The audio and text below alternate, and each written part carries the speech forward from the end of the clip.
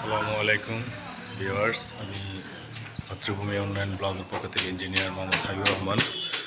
তো আজকে আসলে রাজশাহীতে বিভিন্ন কয়েকটা প্রজেক্ট দেখতেছি যে ওইখানে আসলে হলো ব্লক কীভাবে অ্যাপ্লাই করতেছে। আসলে পাশাপাশি আপনার মিস্ত্রি যারা আছে তাদেরকে একটু আসলে পরামর্শ দেওয়া যায় এটা আসলে সঠিক নিয়মে কিভাবে গাঁথতে হয়।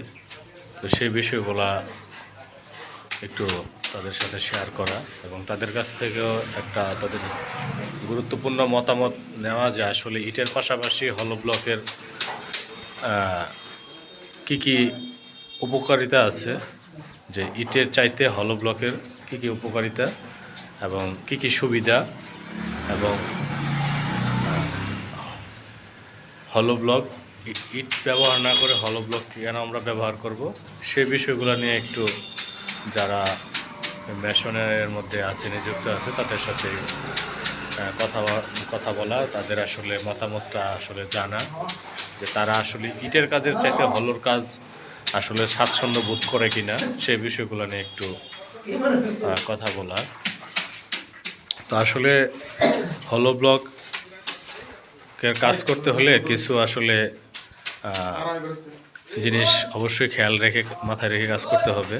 সেটা হচ্ছে আমরা যে নর্মাল গাঁথুনির কাজ করি সেই গাঁথুনির মতোই আপনার প্রসেসটা। জাস্ট প্রথমে হচ্ছে লেআউট করে লেআউটের সারফেসে আপনার হচ্ছে কিছু চিপিং করে আপনার হচ্ছে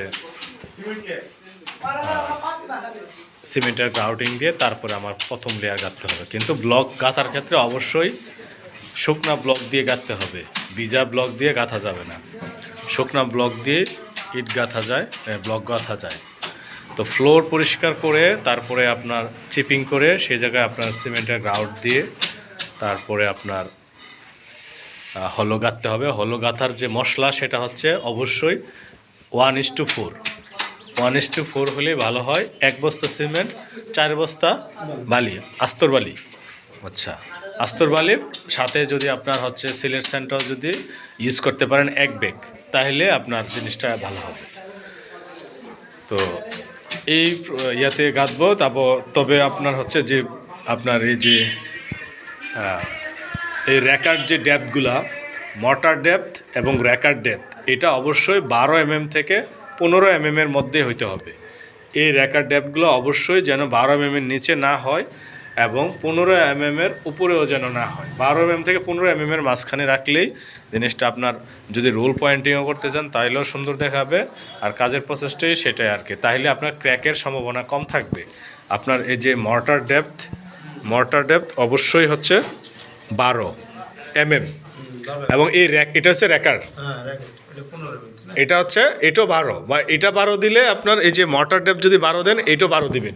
এই মর্টার ডেপথ যদি আপনার 15 হয়, এই র্যাকার ডেপথও আপনার হওয়া হচ্ছে কত 15 mm, এটা আর কি 15 mm, তাহলে আপনার জিনিসটা সুন্দর হবে আর কি।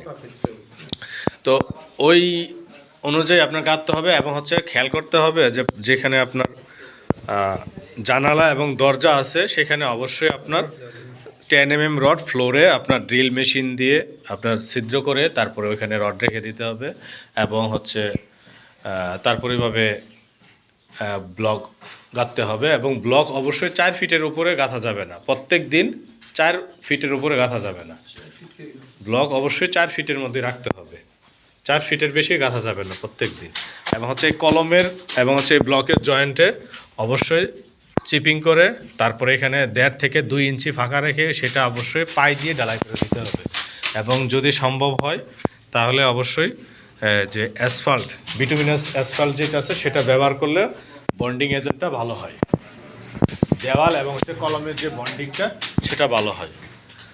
তো আর প্লাস্টার করার পূর্বে অবশ্যই আপনার এই কলম এবং হচ্ছে গাঁথুনির যে জায়গাটা সেই জায়গার মধ্যে অবশ্যই ওয়্যার মেশ ইউজ করতে হবে। এবং হচ্ছে আপনার ইলেকট্রিকের পাইপ যেখানে নাকি আপনার ইলেকট্রিকের পাইপের জন্য কাটা হবে সেই জায়গাটাতে অবশ্যই আমরা মশলা দিয়ে আসে মোটর দিয়ে ফিল আপ করে দিব। তারপরে ওই ফিল আপের ওপরে আপনার হচ্ছে ওয়্যার মেশ দিয়ে প্লাস্টার করতে হবে। যেখানে আমাদের কাটাকাটি হবে সেখানে আপনার ওয়্যার মেশ ইউজ করতে হবে। ওয়্যার মেশ ইউজ করে তারপরে হচ্ছে প্লাস্টার করবো আমরা। তো এই বিষয়গুলোই আসলে একটু খেয়াল রাখতে হবে। এবং হচ্ছে যদি কাজের শুরুতে যদি আপনার ইলেকট্রিক পাইপগুলো আপনার পয়েন্ট অনুযায়ী এভাবে দেওয়া রাখা যায়, তাহলে হচ্ছে কাটাকাটিটা কিন্তু কম হয় আপনার। আর হচ্ছে অবশ্যই হ্যাঁ, ওয়্যার মেশটা অবশ্যই হচ্ছে যেখানে ইলেকট্রিকের গ্রুপের জন্য কাটা হবে সেখানে প্লাস্টার আগে আপনার ওয়্যার মেশটা ইউজ করতে হবে, এবং হচ্ছে কলম এবং হচ্ছে গাঁথুনির মাঝখানে, এবং হচ্ছে বিম এবং হচ্ছে গাঁথুনির যে জায়গাটা সেই জায়গার মধ্যে ওয়্যার মেশ ইউজ করতে হবে। এই 3 জায়গায় অবশ্যই ওয়্যার মেশ ইউজ করতেই হবে। তো এই বিষয়গুলোই আসলে কথা বলার জন্য আসছি। তো হলো ব্লকের আসলে সুবিধা এগুলো নিয়েও আপনার হচ্ছে বিস্তারিত আলোচনা করব ইনশাল্লাহ। আসসালামু আলাইকুম।